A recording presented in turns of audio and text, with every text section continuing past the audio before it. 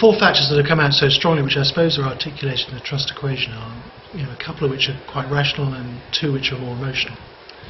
On the more rational side, our credibility, our authority, that we have real presence about what we know and what we think.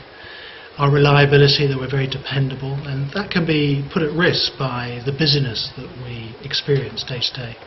But also on the more emotional side, our capacity to create an intimate, safe relationship with our partners, where we can talk about anything that the partner wants to talk about. And that comes through our listening, our questioning, our discretion, our empathy.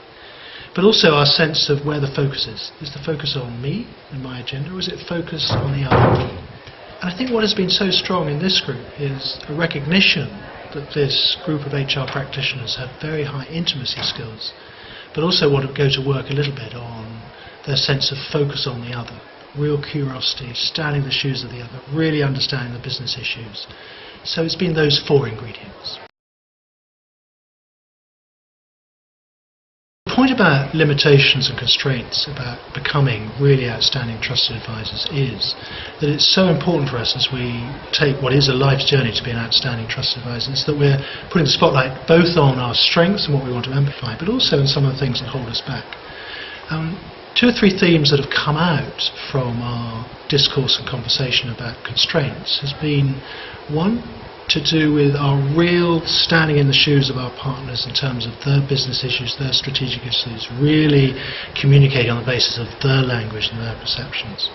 Two, managing our own emotions so that we can be brave and courageous and confident. And a number of people have talked about how confidence is such an important challenge. But the other is also about values, really using one's values to overcome constraints, saying what needs to be said.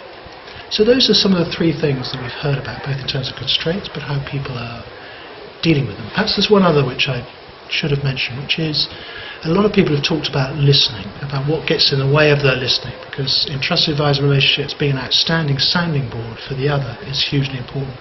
And we've been working today on what some of those constraints are, particularly in wanting to talk and wanting to say our piece rather than really listening.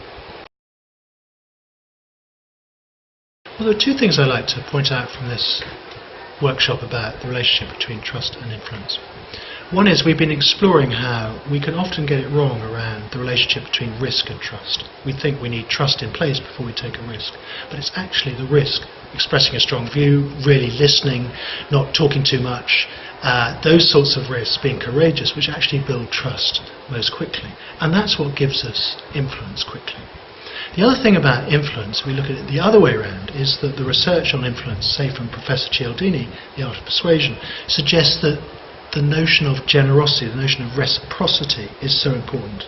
If I give to you, give to me. If I listen to you, really listen to me.